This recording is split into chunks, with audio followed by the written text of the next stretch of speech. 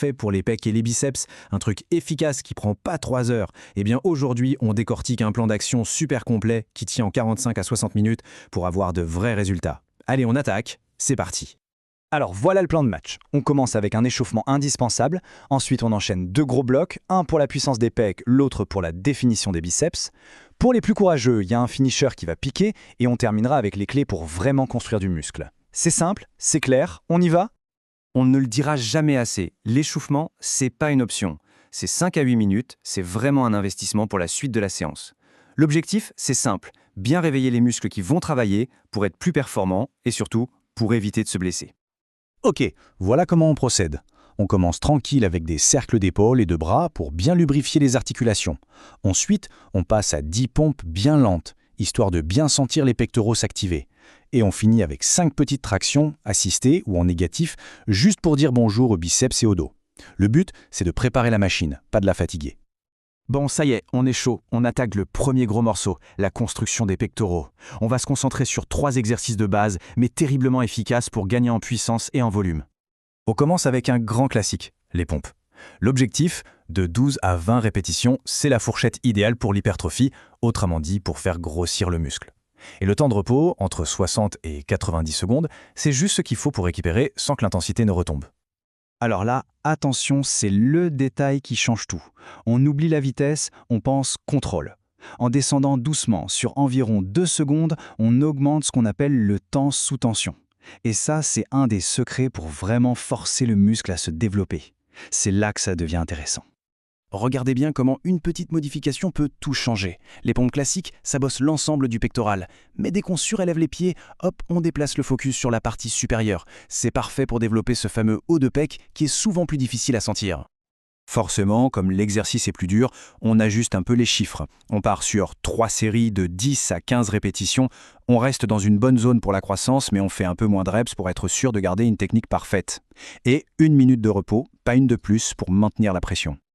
Allez, on finit ce bloc pecs avec un exercice de masse par excellence, les dips. L'objectif de 8 à 12 reps, c'est vraiment le sweet spot pour construire du volume. Et comme c'est un mouvement qui demande beaucoup d'énergie, on s'autorise 90 secondes de repos pour être capable de tout donner à chaque série. Attention, conseil technique super important. Si on fait les dips avec le buste bien droit, ce sont surtout les triceps qui vont travailler.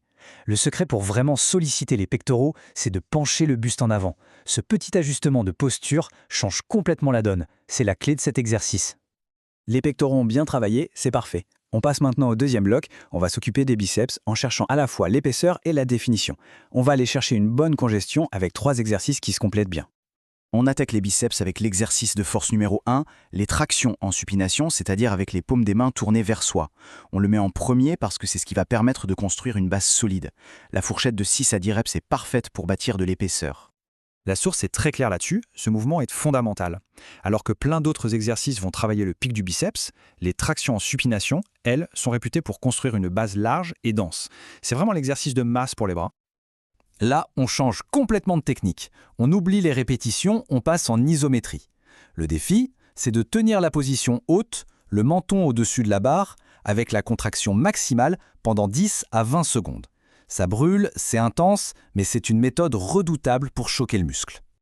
Cette sensation de brûlure, là, eh bien, c'est exactement ce qu'on recherche. C'est le signal que le muscle est poussé dans ses retranchements et c'est ce qui va l'obliger à s'adapter, donc à grossir. La règle est simple, il faut aller chercher cette sensation.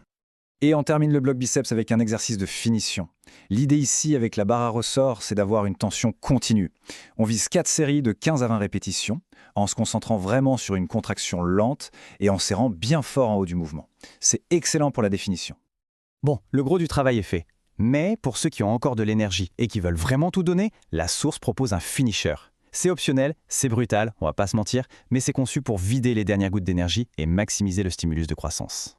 Le circuit est aussi simple que redoutable. On enchaîne direct 15 pompes serrées, puis un maximum de traction et on finit avec 20 curls à la barre à ressort.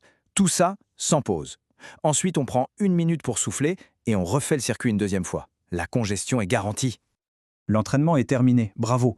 Mais le travail, lui, ne s'arrête pas là. En fait, la phase la plus importante, elle commence maintenant. On ne construit pas du muscle pendant l'effort, mais bien pendant la récupération. Première règle d'or, le repos. Il faut laisser au moins 48 heures aux pectoraux et aux biceps avant de les solliciter à nouveau.